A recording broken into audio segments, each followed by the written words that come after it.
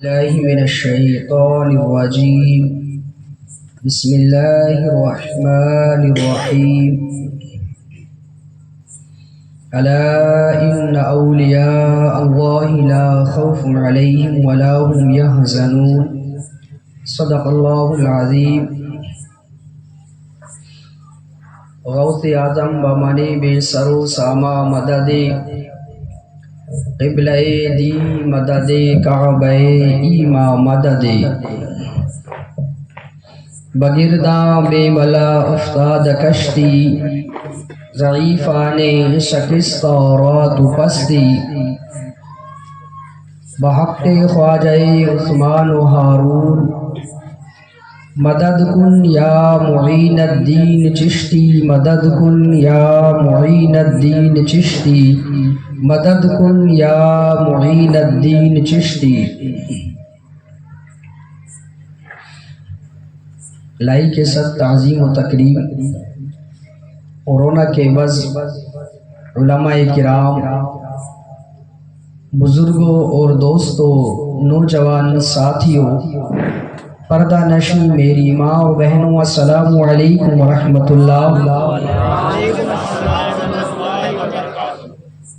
حضرات آئیے سب سے پہلے ہم اور آپ بڑی انتہائی خلوص و محبت کے ساتھ گنبد خضرا کی جانب لو لگا کر بھیک دینے والے آقا و داتا مدینے کے تاجدار دونوں عالم کے مالک و مختار ہم غریبوں کے غم گسار سید ابرار حضور احمد مجتبی جناب محمد مصطفیٰ صلی اللہ تعالی علیہ وسلم کی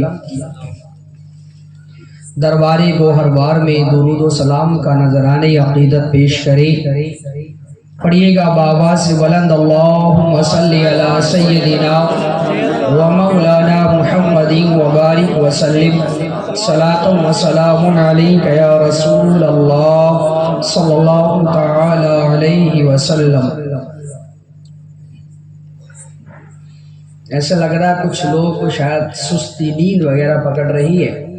بآواز بلند پڑھیے گا, نیند سے تھوڑا جو سستی ہے وہ دور ہو جائے. میں پڑھوں گا پھر میں خاموش ہوں گا تب آپ پڑھیے گا. پڑھیے گا الصلاۃ والسلام علیک یا رسول اللہ الصلاۃ والسلام علیک یا حبیب اللہ وعلی آلک واصحابک سیدی یا رسول اللہ صلی اللہ تعالی علیہ وسلم.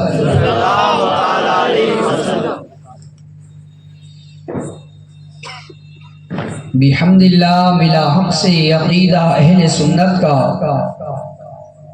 بحمد اللہ ملا حق سے عقیدہ اہل سنت کا. پڑھا ہے قدسیوں نے بھی قصیدہ اہل سنت کا. زمین ہے اہل سنت کی زمانہ اہل سنت کا. بنایا رب نے جنت میں ٹھکانہ اہل سنت کا. کسی کی ایڈ کی جانب نہیں اٹھتی نظر اپنی, خدا نے بھر دیا اتنا خزانہ اہل سنت کا. زبان مصطفیٰ سے یہ ملا ہم کو لقب واضح, عطائے مصطفیٰ ہے آب و دانہ اہل سنت کا. اٹھو منزل ملے گی تو مزے کی نیند سو لیں گے. اٹھو منزل ملے گی تو مزے کی نیند سو لیں گے. کرو اب کام تھوڑا سا روزانہ اہل سنت کا. اور سنو فکر رضا میں ہی بقا ہے آج بھی اپنی, کیونکہ کوئی تجھ کو نہ بھٹکائے بیگانہ اہل سنت کا. اللہ جل جلالہ و عم نوالہ و اتم برہانہ کی حمد و صلاۃ حضور سرور کائنات مغفر موجودات زینت بزم کائنات غم گسار زمان سید سرورا حامی بے کسا قائد المرسلین خاتم النبیین احمدی مجتبی جناب محمد مصطفیٰ صلی اللہ تعالی علیہ وسلم کے دربار گوہروار میں درود و سلام عرض کرنے کے بعد اللہ تبارک و تعالی کا کروڑ بار شکر ہے کہ اس نے ہمیں ایک بار پھر آپ حضرات سے یہ گفتگو سمجھ لیں یا بیان جو آپ چاہیں سمجھ لیں کہ اللہ نے توفیق عطا فرمائی ہے کہ ایک بار ہم پھر آپ سے مخاطب ہو رہے ہیں۔ اللہ کا اس بات پر کروڑوں بار شکر ہے۔ دیکھیے عزیزان ملت اسلامیہ، قندیل نورانی، شہباز لامکانی، غوث سمدانی، اولاد حسنین کریمین حضرت سیدنا شیخ عبدالقادر جیلانی رحمت اللہ تعالی علیہ کے وصال کی مناسبت سے آج ہم حضرت غوث اعظم شیخ عبدالقادر جیلانی رحمت اللہ تعالی علیہ کے متعلق کچھ گفتگو کریں گے۔ یاد رکھیے گا حضرت غوث اعظم شیخ عبدالقادر جیلانی رحمت اللہ تعالی علیہ پیدائش ولی تھے، آپ مادرزاد ولی تھے۔ آپ کے بچپن کے زمانے میں ہی آپ کی پیدائش کے کچھ دن بعد ہی آپ کے والد ماجد کا انتقال ہو گیا تھا۔ پھر اس کے بعد آپ اپنے دادا جان کی کفالت میں رہے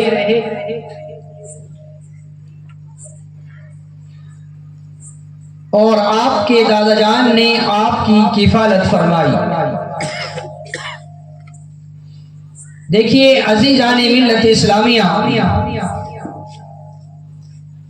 حضرت غوث اعظم شیخ عبدالقادر جیلانی رحمت اللہ تعالی علیہ کی والدہ ماجدہ ام الخیر سیدہ فاطمہ بنت عبداللہ الصومعی رحمت اللہ تعالی علیہ، آپ اللہ کی بہت زیادہ عابدہ صالحہ خاتون تھی۔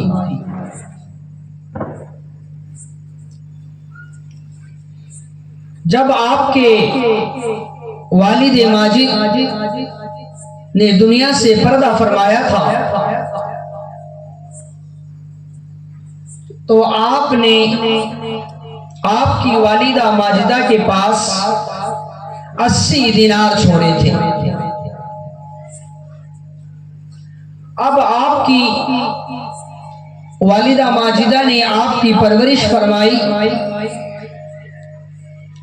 آپ نے یہ بات تو سنی ہوگی کہ حضرت غوث اعظم شیخ عبدالقادر جیلانی رحمت اللہ تعالی علیہ جب بسم اللہ خوانی کے لیے گئے تو آپ نے بسم اللہ کے ساتھ 18 پارے اپنے قاری صاحب کو حفظ سنا دیے تھے۔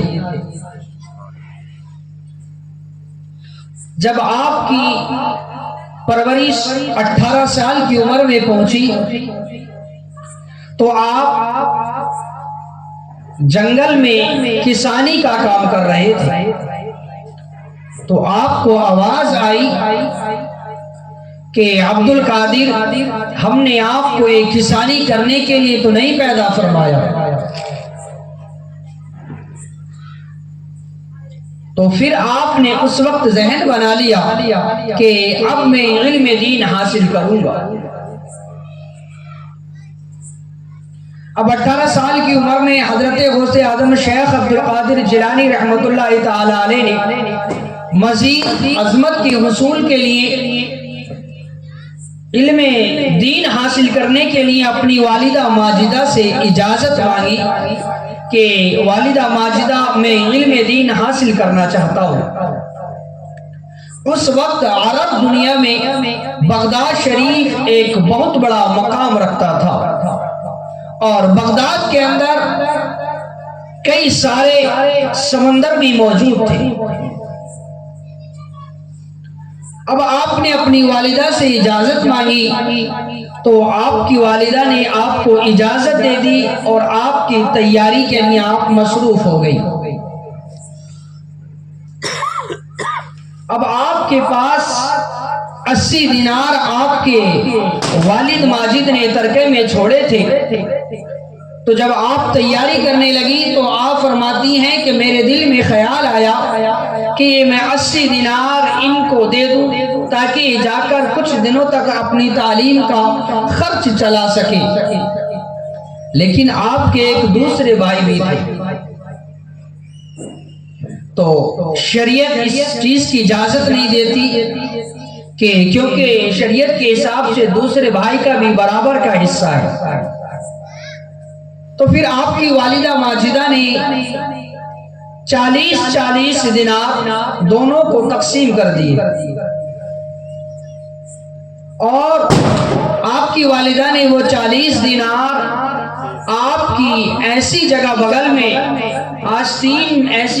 آستین میں ایسی جگہ جیب بنا دی جب آپ کھڑے ہو تو بظاہر دکھائی نہیں دے، جہاں پر عمومی طور پر یہ جیب ہوتی ہے وہاں پر وہ پیسے نہیں رکھے۔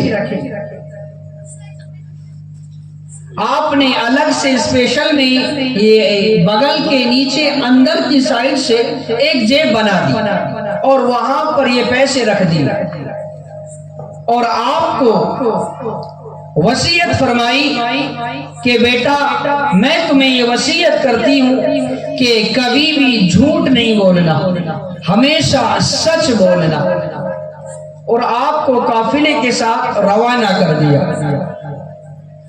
جب آپ بغداد سے ہمدان کے لیے روانہ ہوئے، کیونکہ جیلان سے بغداد کے لیے روانہ ہوئے تو ہمدان ہو کر آپ کو جانا تھا، تو جیسے ہی آپ جیلان سے بغداد کے لیے روانہ ہوئے تو ہمدان جب پہنچے، جب ہمدان سے نکلے تو ڈاکوؤں نے اس قافلے پر حملہ کر دیا۔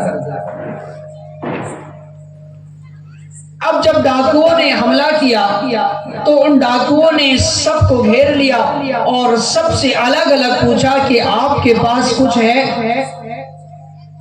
تو اکثر نے منع کیا کہ ہمارے پاس کچھ نہیں، لیکن جب ان کی تلاشی لی گئی تو ان کے پاس سے بہت کچھ برآمد ہوا۔ اب ایک ڈاکو کہتا ہے کہ میں نے نوجوان کو دیکھا تو بظاہر تو ان کا حلیہ ایسا نہیں لگ رہا تھا کہ کسی تجارت کے لیے جا رہے ہیں، میں نے سوچا کہ ان کے پاس کیا ہوگا، لیکن پھر میں نے ان سے پوچھ لیا کہ حل معک شیء، کیا تمہارے پاس بھی کچھ ہے؟ تو انہوں نے جواب دیا نعم معی 40 دینارا، ہاں میرے پاس 40 اشرفیاں ہیں۔ جب ڈاکو کہتا ہے کہ انہوں نے کہا کہ میرے پاس 40 اشرفیاں ہیں، تو میں تو حیران رہ گیا کہ میں تو سوچ رہا تھا کہ اس بندے کے پاس کچھ نہیں ہوگا، لیکن جب پوچھا تو یہ بول رہا ہے کہ میرے پاس 40 اشرفیاں ہیں، 40 دینار ہیں۔ کہتے ہیں میں نے دوبارہ پوچھا حل معک شیء، کیا تمہارے پاس کچھ ہے؟ تو پھر وہی جواب دیا نعم معی 40 دینارا، ہاں میرے پاس 40 دینار ہیں۔ کہتے ہیں میں یہ دیکھ کر حیران رہ گیا، یہ بات سن کر حیران رہ گیا کہ میں تو سوچ رہا تھا ان کے پاس کچھ نہیں ہوگا، اور پوچھ رہا ہوں تو یہ اتنی مال بتا رہے ہیں۔ میں نے اوروں سے پوچھا تو وہ منع کر رہے ہیں، جب ان کی تلاشی لی گئی تو بہت کچھ ملا، یہ کیسا بندہ ہے؟ اس نے گروپ سے ان کو الگ کر لیا اور اپنے ڈاکوؤں کے سردار کے پاس لے گیا۔ لے جانے کے بعد ان کو بتایا کہ یہ ایک بندہ ہے، اس سے میں پوچھ رہا ہوں تو یہ بتا رہا ہے کہ میرے پاس 40 دینار ہے، میں تو ان کا حلیہ دیکھ کر یہ سمجھ رہا تھا کہ ان کے پاس کچھ نہیں ہوگا۔ اوروں سے پوچھا تو منع کر رہے ہیں، لیکن ان کی تلاشی لی گئی تو بہت کچھ ملا، اور اس سے پوچھا تو یہ کہہ رہا میرے پاس 40 دینار ہے۔ تو میں ان کی بات سن کر حیران ہوا، اس لیے میں انہیں آپ کے پاس لے آیا۔ تو ان ڈاکو کے سردار نے پوچھا کہ بھائی آپ کے پاس کچھ ہے، کیا ہے آپ کے پاس؟ تو حضرت غوث اعظم شیخ عبد القادر جیلانی رحمت اللہ تعالی علیہ نے ان ڈاکو کے سردار کو بھی یہی جواب دیا کہ ہاں میرے پاس 40 دینار ہیں۔ تو وہ ڈاکو کا سردار سوچنے لگا کہ تمہارے پاس 40 دینار کہاں ہیں، دکھاؤ۔ تو آپ نے بغل کی جیب سے نکال کر اس کو دکھائے۔ تو وہ سوچنے لگا کہ یار ایسا تو ہے نہیں کہ اس بندے کو ان پیسوں کی ضرورت نہیں ہے، اگر ضرورت نہیں ہوتی تو پھر یہ ان پیسوں کو ایسی چھپا کر جگہ نہیں لاتا، اگر یہ چھپا کر لایا ہے تو پھر یہ اپنے پیسوں کو چوروں سے ڈاکوں سے بچانا چاہتا ہے، اور جب یہ بچانا چاہتا ہے اور چھپا کر لایا ہے تو پھر اب اس سے پوچھا گیا تو پھر اس نے بتا کیوں دیا؟ ڈاکوؤں کا سردار کہنے لگا کہ آپ نے یہ چھپے ہوئے پیسے بتا کیوں دیے؟ اگر آپ کو ضرورت نہیں ہوتی تو پھر آپ یہ پیسے چھپا کر کیوں لے کر آئے؟ تو حضرت غوث اعظم شیخ عبد القادر جیلانی رحمت اللہ تعالی علیہ نے فرمایا کہ میں نے یہ چھپے ہوئے پیسے اس لیے بتا دیے، میری والدہ نے مجھے تعلیم حاصل کرنے کے لیے 40 دینار دیے اور ساتھ میں نصیحت کی تھی کہ بیٹا میں تمہیں یہ نصیحت کرتی ہوں کہ کبھی بھی جھوٹ نہیں بولنا، ہمیشہ سچ بولنا۔ تو مجھے اپنی والدہ کی وہ نصیحت یاد ہے، اس لیے میں نے سچ بولا ہے، جھوٹ نہیں بولا۔ تو وہ ڈاکوؤں کا سردار یہ بات سن کر حیران رہ گیا اور اس نے اپنے تمام گروپ کو یہاں پر ڈکیتوں کو، چوروں کے جو ان کے گروپ تھا ان کو اکٹھا کر لیا اور کہا کہ یار یہ کیسا بندہ ہے کہ اس کے ان 2 جملوں نے میرے اوپر رقت طاری کر دی، میرے رونگٹے کھڑے کر دیے، اور اس بندے کو دیکھو تو صحیح کہ اپنی ماں کی ایک چھوٹی سی بات کو نہیں بھولا اور اپنے چھپے ہوئے پیسوں کو بتا دیا۔ ماں نے کہا جھوٹ نہیں بولنا، ہمیشہ سچ بولنا، تو اس نے سچ بولا ہے، جھوٹ نہیں بولا۔ اور ہم کتنے برے لوگ ہیں کہ ہمارے ہم اپنے اللہ کی نافرمانی کر رہے ہیں، اللہ نے جس کام کے لیے ہمیں منع کیا ہے ہم اس کے خلاف کام کر رہے ہیں، ہم اللہ کا ایک بھی کہنا نہیں مانتے۔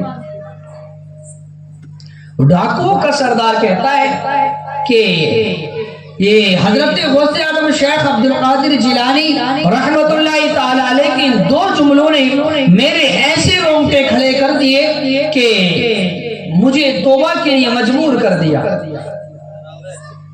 پھر ان ڈاکوؤں نے حضرت غوث اعظم شیخ عبد القادر جیلانی رحمت اللہ تعالی علیہ کے ہاتھ پر توبہ کی اور پھر انہوں نے آج کے بعد وہ کام چھوڑ دیا۔ دیکھیے عزیزان ملت اسلامیہ، اس ایک چھوٹے سے واقعے کو آپ نے بے شمار بار سنا ہوگا، لیکن میں نے آپ کو اس لیے سنایا کہ ہمیں اس واقعے سے سیکھنا ہے۔ آپ دیکھیے حضرت غوث اعظم شیخ عبد القادر جیلانی رحمت اللہ تعالی علیہ کو آپ اس سے ایک بات تو یہ دیکھیے کہ اس سچ بولنے سے ڈاکوؤں کو کتنا فائدہ ہوا۔ کیا فائدہ ہوا کہ وہ سیدھی راہ پر چلنے لگے اور جو غلط کام کیا کرتے تھے، چوریاں ڈکیتیاں، انہوں نے اس کام سے توبہ کر لی، اور جو ان کے ساتھ قافلہ تھا ان قافلے والوں کو کتنا فائدہ ہوا کہ ان کا جو لوٹا ہوا مال تھا وہ ڈکیتوں نے ان کو دوبارہ واپس کر دیا تھا۔ تو ان قافلے والوں کا یہ فائدہ ہوا کہ ان کا لوٹا ہوا مال ان کو واپس مل گیا۔ تو عزیزان ملت اسلامیہ، یہ حضرت غوث اعظم شیخ عبد القادر جیلانی رحمت اللہ تعالی علیہ کے اس چھوٹے سے واقعے سے آج ہمیں یہ سیکھ ملتی ہے کہ اگر ہم حقیقت میں حضرت غوث اعظم شیخ عبد القادر جیلانی رحمت اللہ تعالی علیہ سے پیار اور محبت کرنے والے ہیں تو پھر ہم ان کی زندگی کے ان واقعات کو یاد رکھیں گے۔ یہ محبت کا یا عشق کا یا پیار کا کچھ تو قانون ہوتا ہے نا۔ یہ تو ہے نہیں کہ ہم آپ سے محبت کرتے ہیں لیکن آپ کی بات نہیں مانیں گے۔ کوئی مان لے گا کہ آپ ہم سے محبت کرتے ہو، کہہ رہے ہیں ہم آپ سے محبت تو کرتے ہیں لیکن آپ کی بات ایک نہیں مانیں گے۔ یہ جھوٹا دعویٰ ہے، یہ سچا جھوٹی بات ہے نا۔ ارے دوست کو کہتے ہیں کہ ایک دوست کھڑا ہے، پیچھے سے ایک دوست آ جائے اور وہ کاندھے پر آ کر شولڈر پہ ہاتھ مارے اور کہے کہ چل دوست، اگر وہ چل پڑا تو مانو دوست ہے، اور اس نے کہا کہ کہاں، تو کہتے ہیں پھر وہ تمہارا دوست نہیں۔ اگر وہ یہ پوچھ لے، اس نے جانے کے لیے منع نہیں کیا، اس نے صرف اتنا پوچھا ہے کہ میں چل تو آپ کے ساتھ رہا ہوں، رکا نہیں ہے، ہاتھ مارتے ہی چلنے لگا، رکا نہیں، بس اتنا پوچھ لیا کہاں۔ تو دانشور لکھتے ہیں کہ وہ اس کا دوست نہیں ہے، دوست وہ ہے کہ پوچھے ہی نہیں، دوست نے کہا چل، بس وہ چل پڑے، اب جہاں وہ لے جا رہا ہے وہ جانے کہاں لے کر جائے۔ تو یہ کیسے ہو سکتا ہے کہ ہم حضرت غوث اعظم شیخ عبد القادر جیلانی رحمت اللہ تعالی علیہ کے نام پر بریانیاں کھائیں، گوشت کھائیں، مانڈے کھائیں، پارٹیاں کریں، اور ان کی 11ویں کے نام پر ہم طرح طرح کی چیزیں کھائیں، اور وہاں پر پھر نعرہ بھی لگا دیں کہ ہم حضرت غوث اعظم شیخ عبد القادر جیلانی رحمت اللہ تعالی علیہ سے بڑے ہی پیار کرتے ہیں، لیکن پھر بھی جھوٹ بولتے رہیں۔ آپ دیکھیے 18 سال کی عمر ہے، تعلیم حاصل کرنے کے لیے جا رہے ہیں، لیکن پھر بھی جھوٹ نہیں بولا، اور ہم نمازیں چھوڑے۔ یاد رکھیے گا حضرت غوث اعظم شیخ عبد القادر جیلانی رحمت اللہ تعالی علیہ نے فرمایا کہ جو بے نمازی ہے، جو نماز نہیں پڑھتا نا، اس کو تو تم مسلمانوں کے قبرستان میں بھی دفن نہیں کرنا۔ اگر ہم نماز نہیں پڑھیں اور پھر ہم کہیں کہ غوث کا دامن نہیں چھوڑیں گے تو یہ جھوٹا دعویٰ ہوا نا، کھوکھلا دعویٰ ہوا نا، یہ تو فراڈ کرنا ہوا نا۔ اگر حقیقت میں ہم حضرت غوث اعظم شیخ عبد القادر جیلانی رحمت اللہ تعالی علیہ سے پیار کرنے والے ہیں تو پھر یہ یاد رکھیں گے کہ غوث اعظم نے فرمایا کہ بے نمازی کو مسلمانوں کے قبرستان میں بھی دفن نہیں کرنا، تو پھر تو ہم مسلمان کے قبرستان میں بھی نہیں جا سکتے۔ پتہ نہیں کون سی ندی کے کنارے جا کر ہمیں مٹی میں دفن کر دیا جائے، قبرستان بھی نصیب نہیں ہو اگر ہم نماز نہیں پڑھتے۔ عزیزان ملت اسلامیہ، یاد رکھیے گا جو اللہ کے ولی ہوا کرتے ہیں نا، ان سے بچپن سے ہی ان کی ولایت کی نشانیاں لوگوں کو دیکھنا دکھانا شروع ہو جاتی ہیں۔ حضرت غوث اعظم شیخ عبد القادر جیلانی رحمت اللہ تعالی علیہ کے بچپن سے ہی آپ کی ولایت کی نشانیاں آپ سے ظاہر ہونا شروع ہو گئی تھی۔ جب آپ پیدا ہوئے تھے نا تو رمضان شریف کے مہینے میں آپ کی ولادت ہوئی تھی۔ آپ نے بچپن میں ہی دن کے وقت میں کبھی بھی اپنی ماں کا دودھ نہیں پیا، کیونکہ آپ کی رمضان شریف کے مہینے میں ولادت ہوئی، آپ نے بچپن میں ہی روزہ رکھا۔ ادھر آپ سحری سے پہلے دودھ پیتے، ادھر آپ افطار کے بعد دودھ پیتے، دن میں کبھی بھی آپ نے اپنی والدہ ماجدہ کا دودھ نہیں پیا۔ اور جب آپ 18 سال کی عمر میں بغداد شریف تعلیم حاصل کرنے کے لیے پہنچے نا تو آپ نے وہاں پر 33 سال تعلیم حاصل کی۔ آپ کی والدہ ماجدہ سے، آپ کی اس وقت والدہ ماجدہ کی عمر مبارک میں آپ کو بتاؤں تاریخ کے مطابق جب حضرت غوث اعظم شیخ عبد القادر جیلانی رحمۃ اللہ تعالی علیہ کی ولادت ہوئی تھی نا، تو اس وقت آپ کی والدہ ماجدہ کی عمر مبارک 60 سال تھی، اور جب آپ تعلیم حاصل کرنے کے لیے گئے ہیں تو آپ کی عمر مبارک 18 سال ہو چکی تھی۔ تو اس کے مطابق آپ کی والدہ ماجدہ کی عمر مبارک 78 سال ہو چکی تھی۔ اس کے بعد آپ تعلیم حاصل کرنے کے لیے بغداد شریف چلے گئے۔ اب 39 سال میں آپ کی والدہ ماجدہ سے آپ کا اتنا ہی رابطہ تھا، اگر کوئی جیلان سے بغداد آتا تو آپ کا نام بتا کر اس کو کچھ پیسے دے دیا کرتی کہ اس نام کا میرا بیٹا ہے، اگر ملے تو اسے یہ پیسے دے دے۔ وہ ڈھونڈتا، اگر مل جاتے تو آپ دے دیتا، اگر نہیں ملتا تو پھر وہ اپنے ہی خرچ میں لگا لیتا۔ حضرت غوث اعظم شیخ عبد القادر جیلانی رحمۃ اللہ تعالی علیہ فرماتے ہیں کہ 39 سال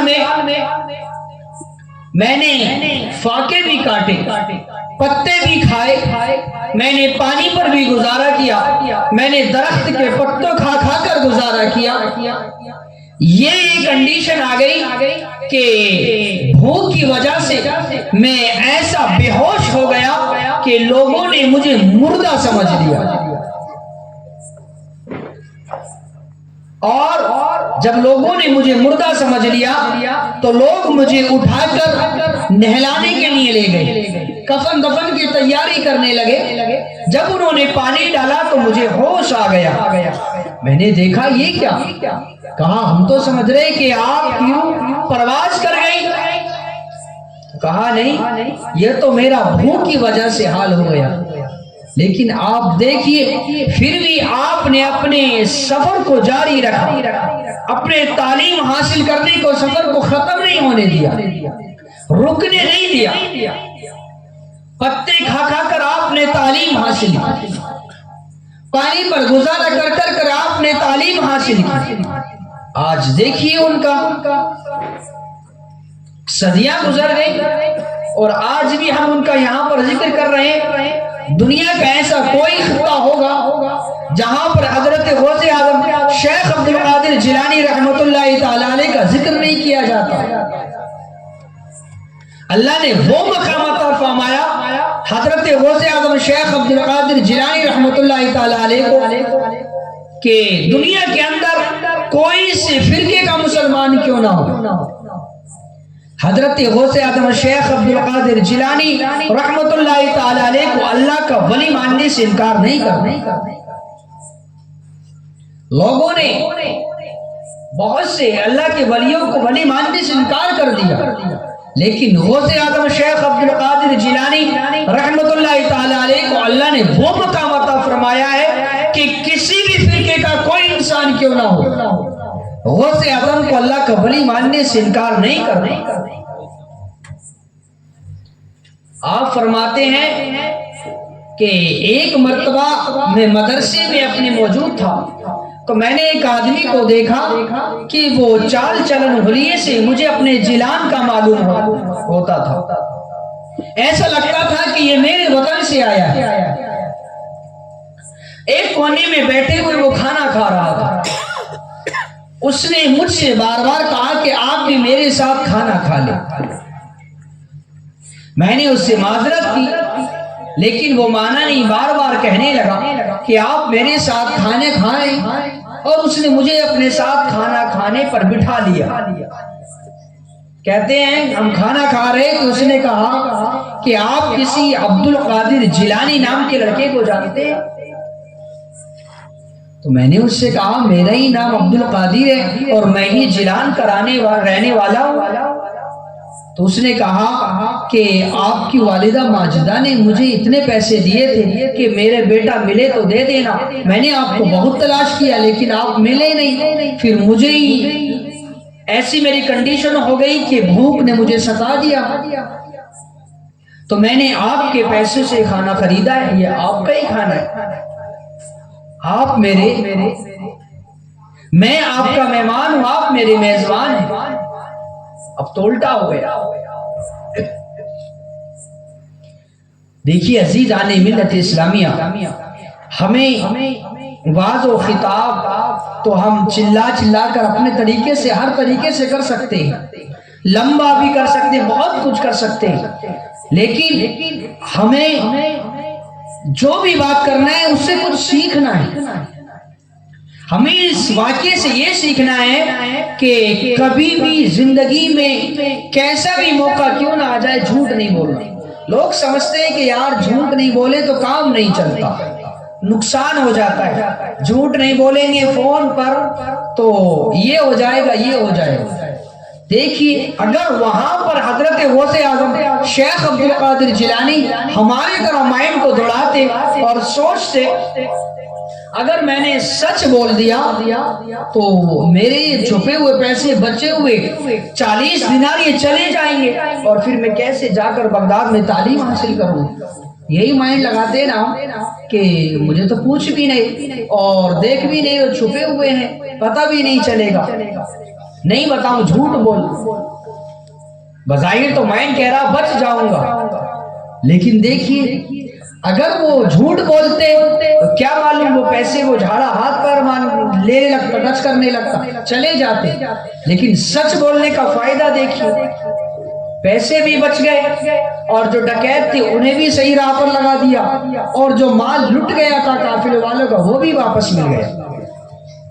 تو یہ ہماری ناقص عقل کہتی ہے کہ جھوٹ نہیں بولیں گے تو کام نہیں چلے گا۔ ایسا نہیں ہے، ہم جھوٹ بولیں گے تو ہمارے کاروبار میں برکت اٹھا لی جائے گی، اگر ہم سچ بولیں گے تو یاد رکھیے گا تبھی حقیقت میں ہمارا کام چلے گا۔ اس لیے عزیزان ملت اسلامیہ ہمیں ان واقعات کو اپنی نظروں کے سامنے رکھنا ہے، اپنی زندگی میں ان واقعات پر عمل کرنے کی کوشش کرنا ہے۔